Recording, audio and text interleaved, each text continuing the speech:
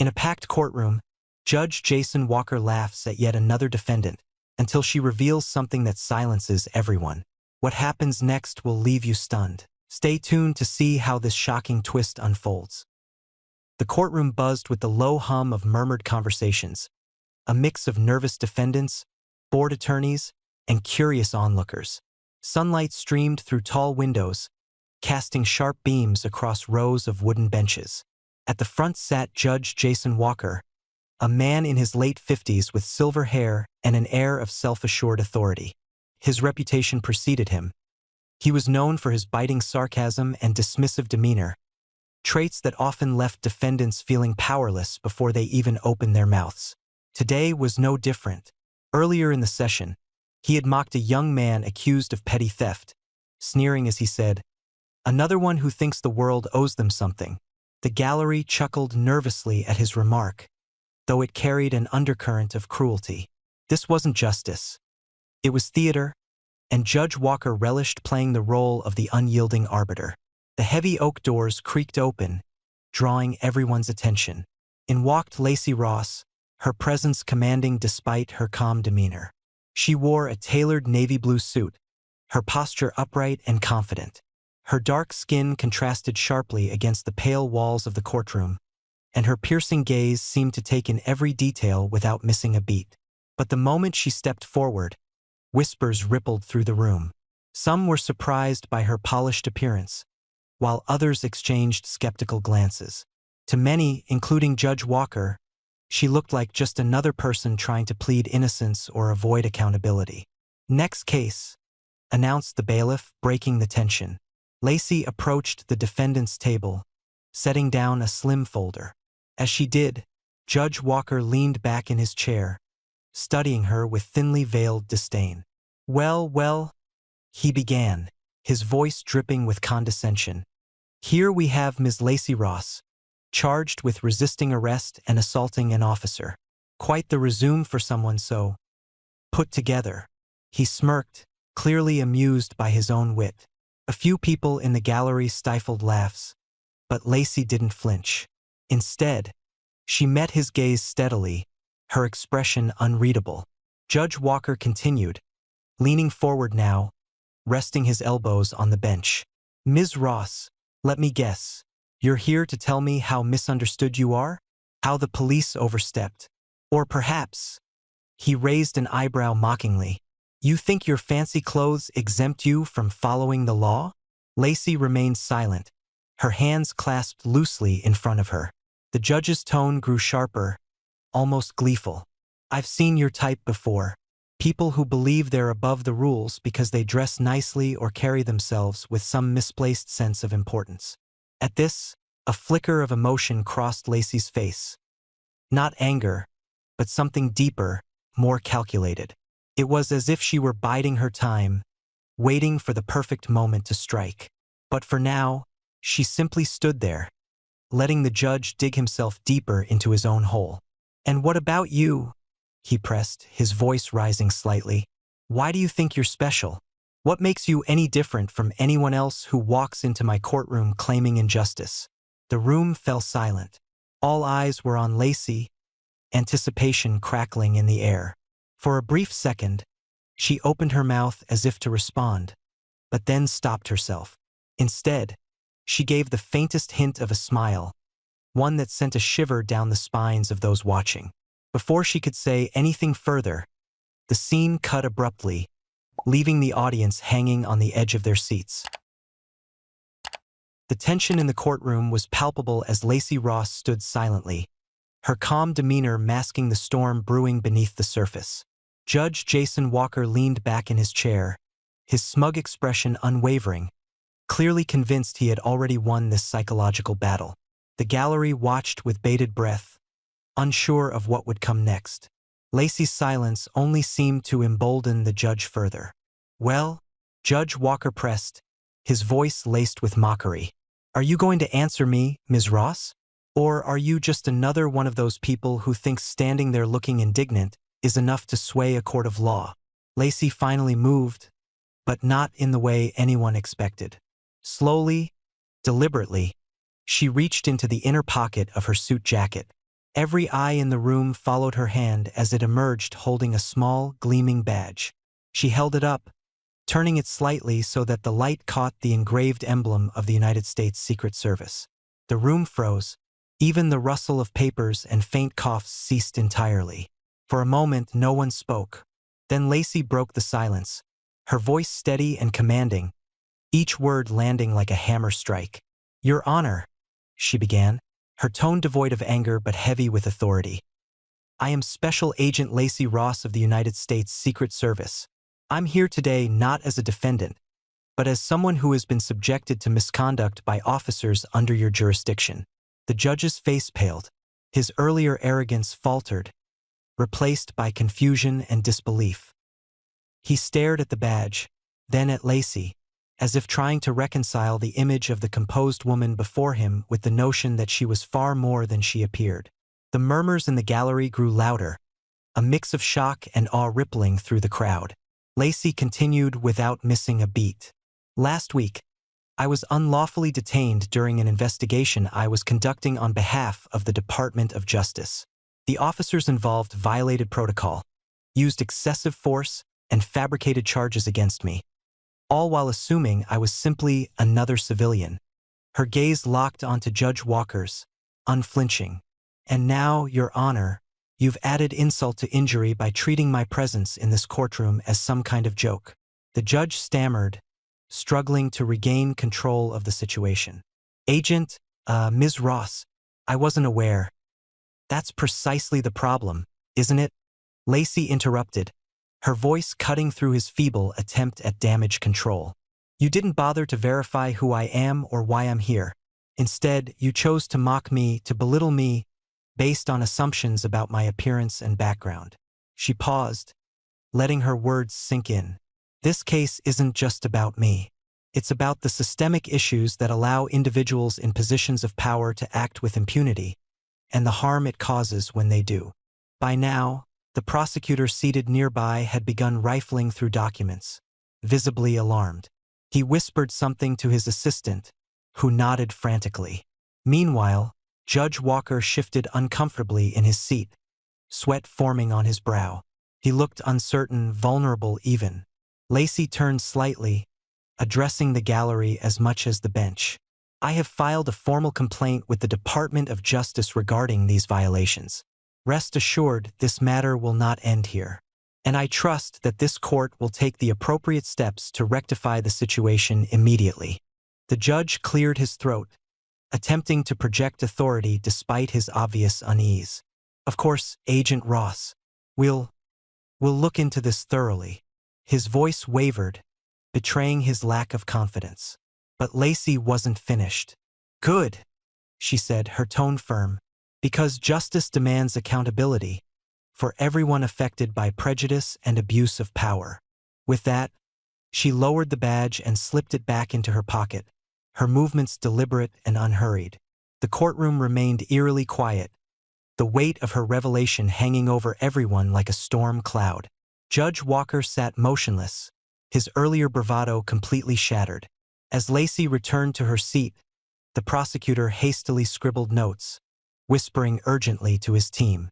Whatever happened next, it was clear that the tide had shifted dramatically, and Lacey Ross was firmly in control.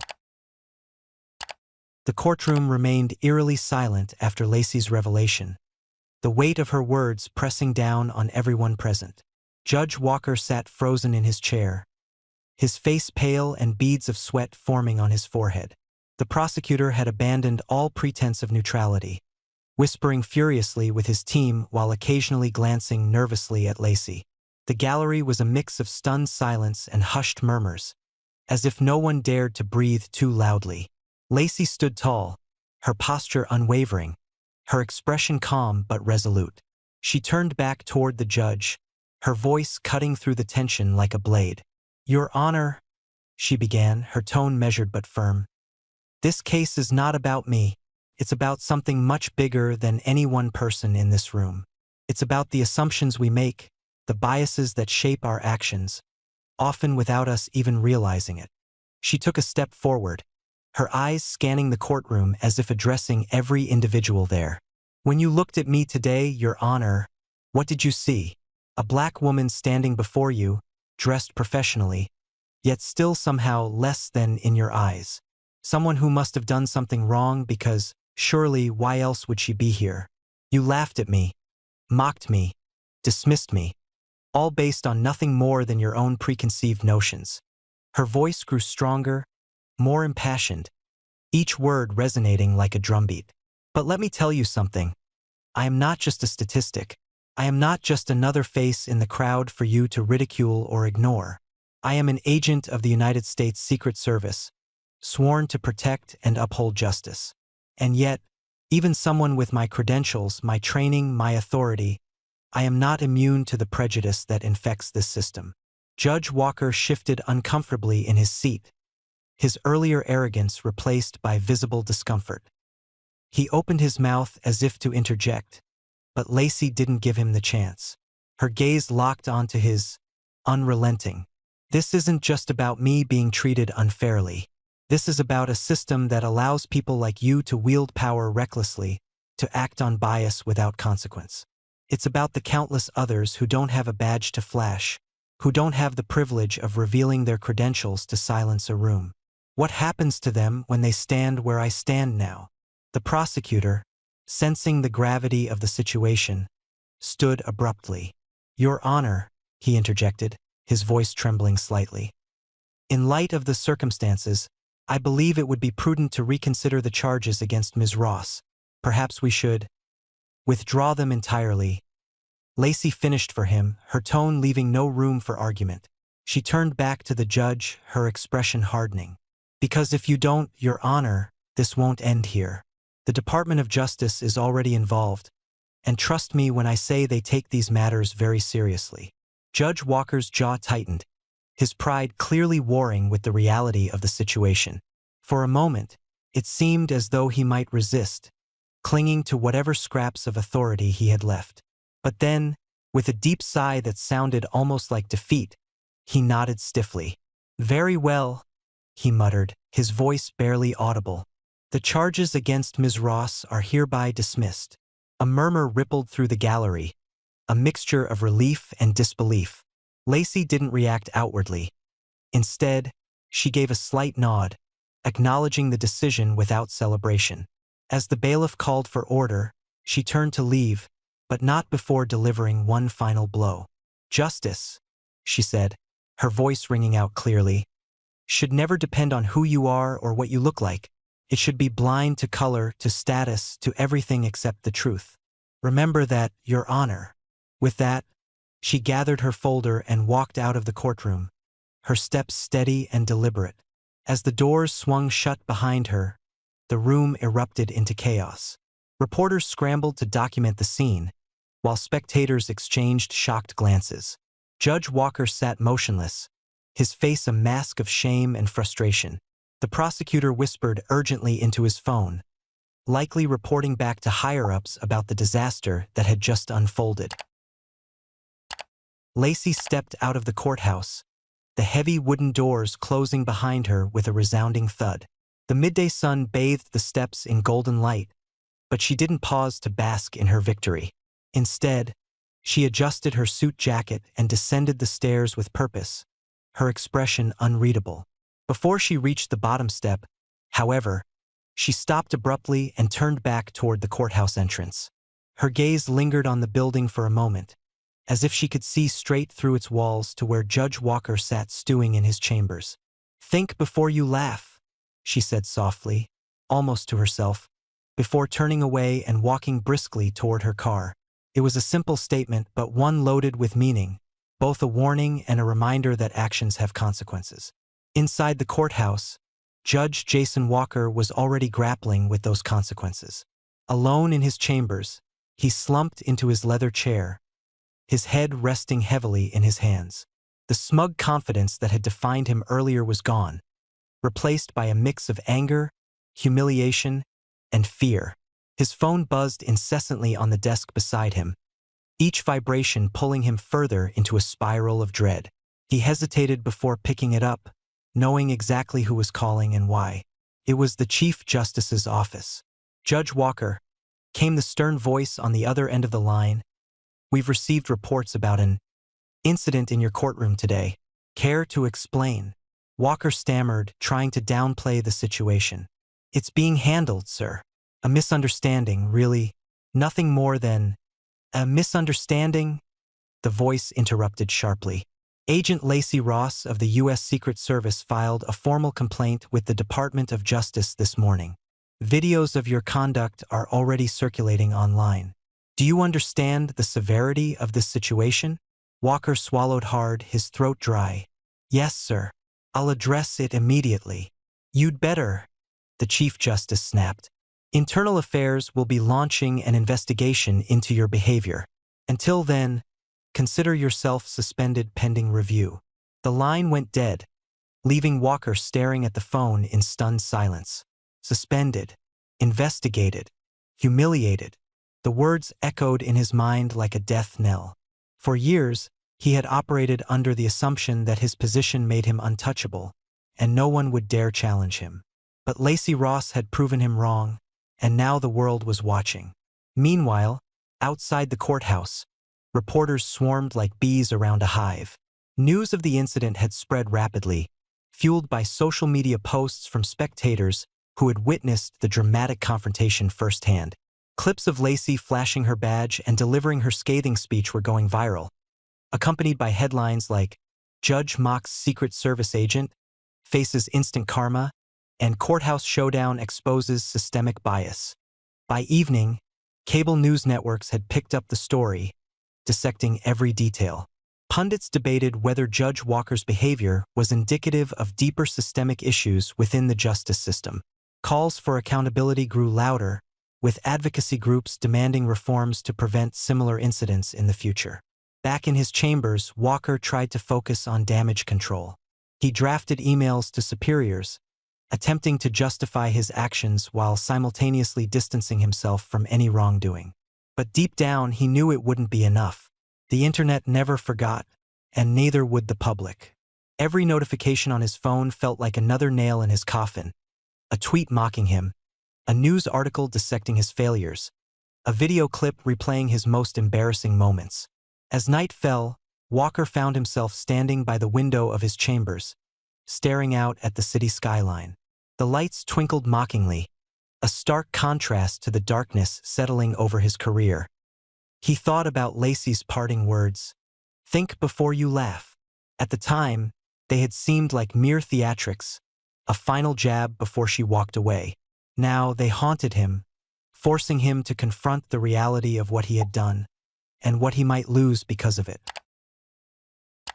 Lacey Ross sat in a quiet corner of a bustling cafe, her laptop open but untouched. She wasn't there to work. She was waiting. Across the table, a reporter from a major news network adjusted his microphone and prepared his notes. The interview had been scheduled for days, but Lacey had agreed only on one condition. She would control the narrative. "Agent Ross," the reporter began, his tone respectful but probing, "your confrontation with Judge Walker has sparked a national conversation about bias and accountability within the justice system. What do you hope people take away from this incident?" Lacey leaned forward slightly, her expression calm but resolute. "I hope it reminds everyone that justice should be blind, not just to race or status, but to assumptions and prejudice as well. This isn't about me. It's about ensuring that no one else has to endure what I did simply because someone in power decided they could act without consequence." Her words were measured, deliberate, avoiding any hint of personal vindication. She knew the media would try to paint her as either a hero or a victim, but Lacey refused to play into those narratives. Instead, she focused on the bigger picture, the systemic issues that allowed such incidents to happen in the first place. The reporter pressed further. "And what about Judge Walker? Do you think he deserves forgiveness for his actions?" Lacey paused, considering the question carefully before responding. "Forgiveness is not mine to give. That's between him and those he wronged. But accountability is essential. Without it, nothing changes." With that, the interview ended. Lacey rose from her seat, declining additional questions, and walked out of the cafe.